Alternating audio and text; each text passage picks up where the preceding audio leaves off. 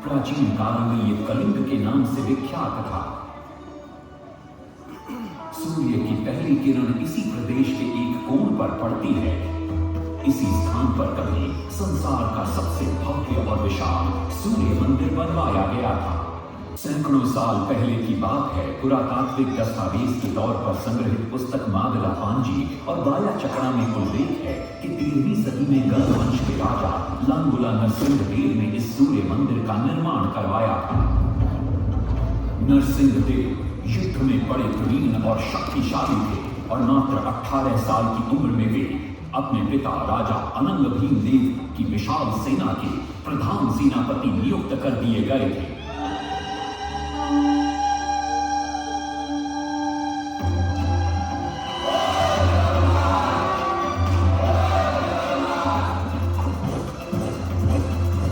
सेनापति बनने के बाद नरसिंहदेव ने अपने कुशल नेतृत्व से दक्षिण के कई आक्रमणकारी राजाओं को युद्ध में हराया।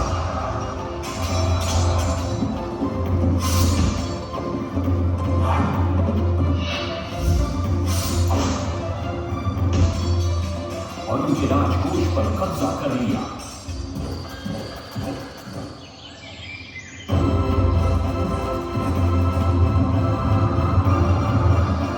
तत्पश्चात उन्होंने विजय गोंडा, जिसे आज हम वारंगल के नाम से जानते हैं,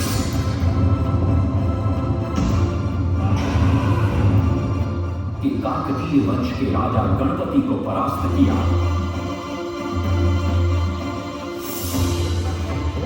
और उनके राजकोष पर भी कब्जा कर लिया। 3 वर्षों तक निरंतर युद्ध के पश्चात जब वे बहुत सारी धन संपदा लेकर कलिंग लौटे तो राजमहल में उनका भव्य स्वागत हुआ।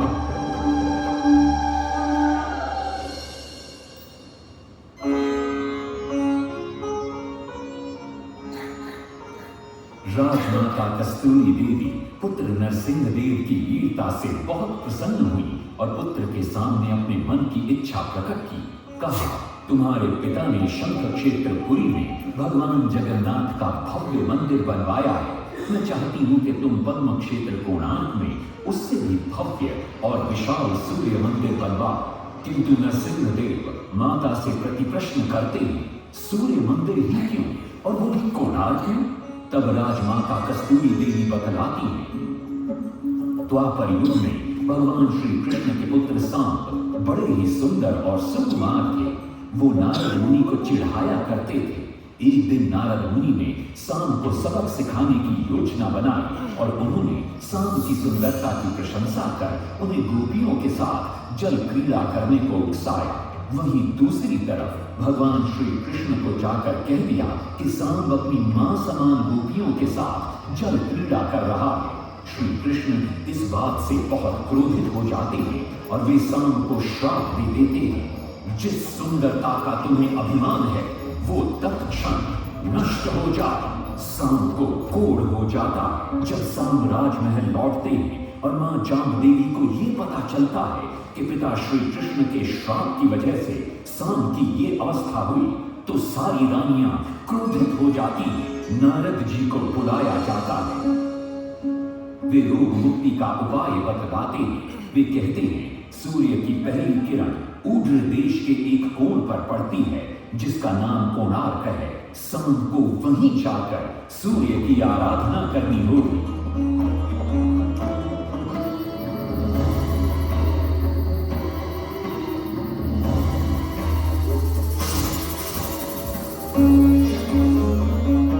बहुत ही लंबी और कठिन यात्रा के पश्चात सांब अपने सैनिकों और सेवकों के साथ कोणार्क की चंद्रभागा नदी के तट पर पहुंचते हैं और नित्य प्रातः स्नान के बाद सूर्य की आराधना आरंभ करते हैं।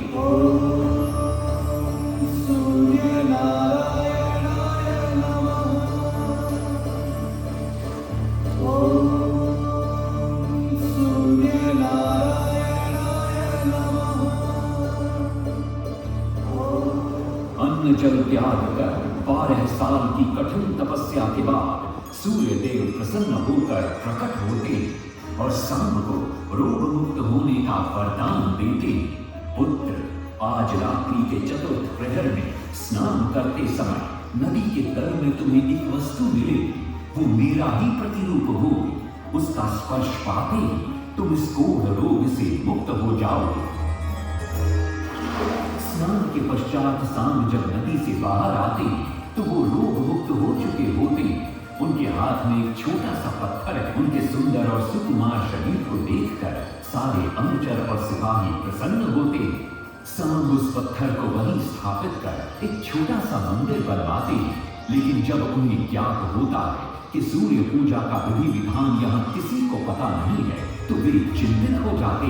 वे ध्यान में बैठते, सूर्य देव पुनः प्रकट होते और सांब के पूछने पर बतलाते कि दूर पश्चिम में साक्य देश के माता ब्राह्मण पूजा की विधि विधान जानते हैं। सांब साक्य देश की ओर निकल पड़ते हैं, जो आज का ईरान है। महीनों की लंबी यात्रा के बाद सांब 18 मादा ब्राह्मण परिवारों को साथ लेकर कोणार्क लौटते हैं और सूर्य मंदिर में पूजा शुरू हो जाती है। राजमाता कस्तूरी देवी नरसिंह देव को बतलाती है कि विवाह के कई वर्षों बाद तक जब हम निसंतान थे, मैंने भी उस सूर्य मंदिर में पूजा अर्चना की और तुम पुत्र रूप में मुझे प्राप्त हुए।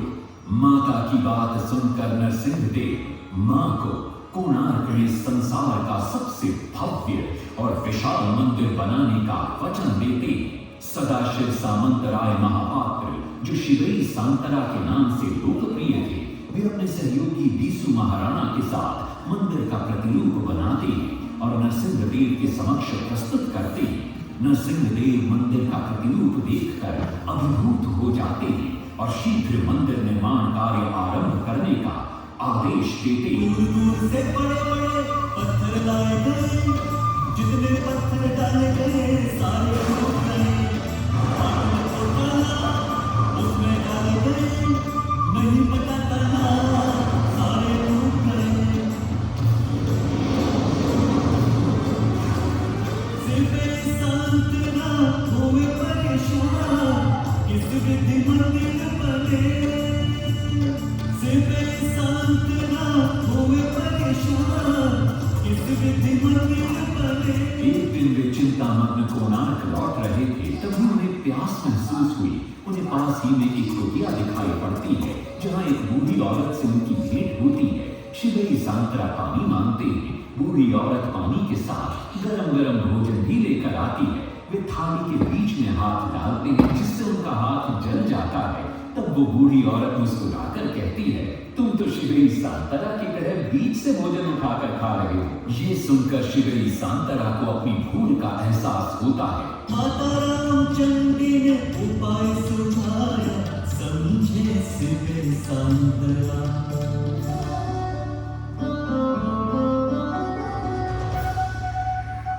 तत्पश्चात वो किनारे से पत्थर डलवाना शुरू करते हैं और मंदिर निर्माण का कार्य तेजी से आगे बढ़ने लगता है। 1200 शिल्पियों ने 12 मंदिर बनाया। घोड़े साथ सजा हर रथ में, सबका चरख बनाया।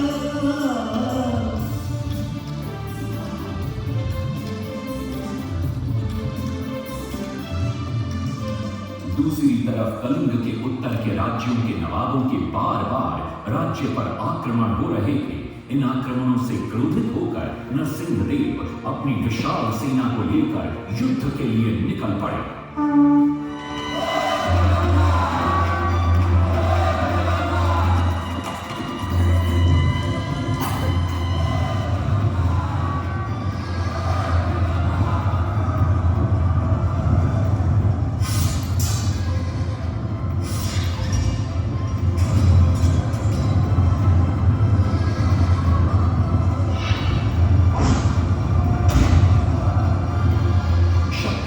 गौड़ के नवाबों को भी युद्ध में परास्त कर दिया और उनसे प्राप्त सारा धन अपने कब्जे में लेकर सूर्य मंदिर के निर्माण कार्य में लगा दिया। 1200 कारीगरों के अथक प्रयास से 12 साल बाद विशाल और भव्य सूर्य मंदिर बनकर तैयार हुआ। उस समय के लोगों में वास्तुशास्त्र, ज्योतिष शास्त्र और खगोल शास्त्र का जो ज्ञान था उसे देखकर आज के बड़े बड़े वैज्ञानिक भी आश्चर्यचकित रह जाते हैं। कई प्रयासों के बाद भी मंदिर के गुंबद पर कलश स्थापित नहीं हो पा रहा था। क्रोधित नरसिंहदेव ने आदेश दिया कि कल प्रातः काल तक यदि कलश स्थापित नहीं हुआ तो सबके सर धड़ से अलग कर दिए जाएंगे। सभी शिल्पकार घोर चिंता में डूब जाते हैं।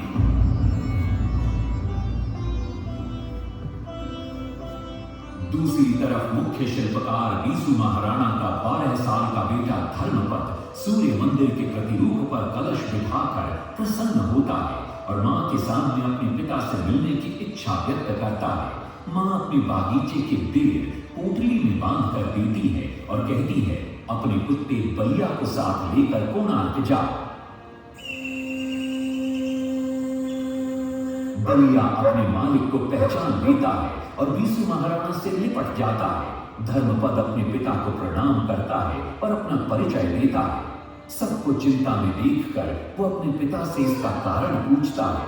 कारण जानकर धर्मपद कहता है, अगर आप आज्ञा दें तो मैं मंदिर के गुंबद पर कलश स्थापित कर सकता हूं। शिवे सांतरा धर्मपद को अनुमति दे देती है।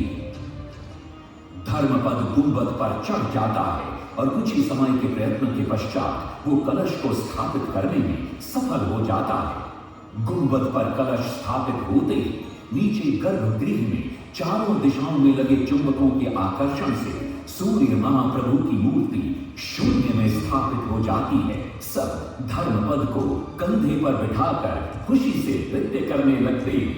तभी कुछ कारीगर इसका विरोध करते हुए कहते हैं, अगर सुबह राजा को ये पता लग गया कि इस बच्चे ने कलश को स्थापित किया है तो किसी का बचना संभव नहीं है, इसलिए धर्मपद को मरना होगा। इस बात से शिवे सांतरा बड़े क्रोधित हो जाते हैं। भीषण वाद विवाद छिड़ जाता है। ये सब देखकर धर्मपद गहरी चिंता में पड़ जाता है और वो सोचता है कि यदि मेरे जीवित रहने से इन सब का सर काट दिया जाएगा तो इससे अच्छा है कि मैं आत्म बलिदान कर दूं ताकि सबके प्राण बच जाएं।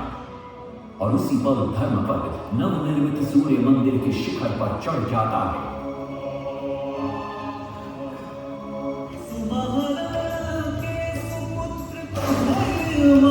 कलश बिठा के त्याग दिए निज प्राण, शिल्पियों का मान बढ़ाया। वास्तुशास्त्र के अनुसार बना सूर्य मंदिर। सूर्य उत्तरायण हो या दक्षिणायन हो, सूर्य उदय के आज भी पहले किरण पड़ते प्रभु के ऊपर।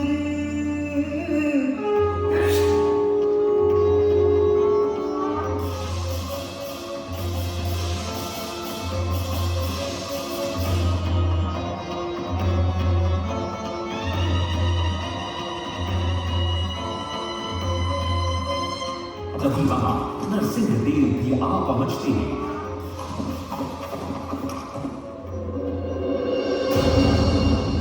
और सूर्य महाप्रभु को शून्य में स्थापित देख वे भी आनंद से भर जाते हैं और शिवे सांतरा की भूरी भूरी प्रशंसा करते हैं। वो ये भी घोषणा करते हैं कि माघ शुक्ल पक्ष की सप्तमी को मंदिर की प्राण प्रतिष्ठा की जाएगी। लेकिन शिवे सांतरा कहते, राजन तिथि तो अच्छी है, लेकिन मंदिर की प्राण प्रतिष्ठा के लिए ये शुभ नहीं है। किंतु राजा अपनी बात पर अड़ जाते हैं। शिवे सांतरा को दुख होता है और कोई वाद विवाद किए बिना वे हमेशा के लिए वहां से चले जाते हैं।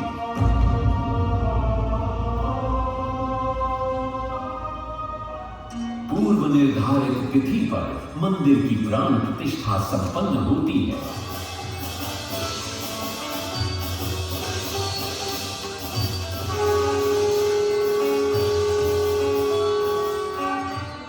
लेकिन कुछ दिनों बाद अमंगल होना शुरू हो जाता है। सबसे पहले विराट सिंह की मूर्ति नीचे आ गिरती है। तत्पश्चात मंदिर की शिलाओं का गिरना भी शुरू हो जाता है। नरसिंहदेव को अब समझ में आता है कि शिवई सांतरा का कहना सही था, लेकिन देर हो चुकी थी। बहुत साल बाद मंदिर के आसपास जंगल उगा और ये मंदिर घने जंगलों के बीच छुप गया। जब अंग्रेजों ने जंगल के बीच इस मंदिर को देखा तो उन्होंने इसका पुनरुद्धार किया। आज आप उसी विशाल मंदिर के भग्नावशेष देख रहे हैं। ये है इस प्रसिद्ध मंदिर की कथा। अब इस कथा में कितनी सत्यता है और कितनी कल्पना है, ये तो किसी को नहीं मालूम, लेकिन ओडिशा की जनश्रुतियों में यही कथा विद्यमान है। तुम कलंक की पहचानो, हे कोणार्क, इतिहास का स्वाभिमान हो, हे कोणार्क। कलाकृति के मुख्य द्वार तुम जग में, कला शास्त्र की दिव्य झलक पत्थर में, ओडिशा की इस कला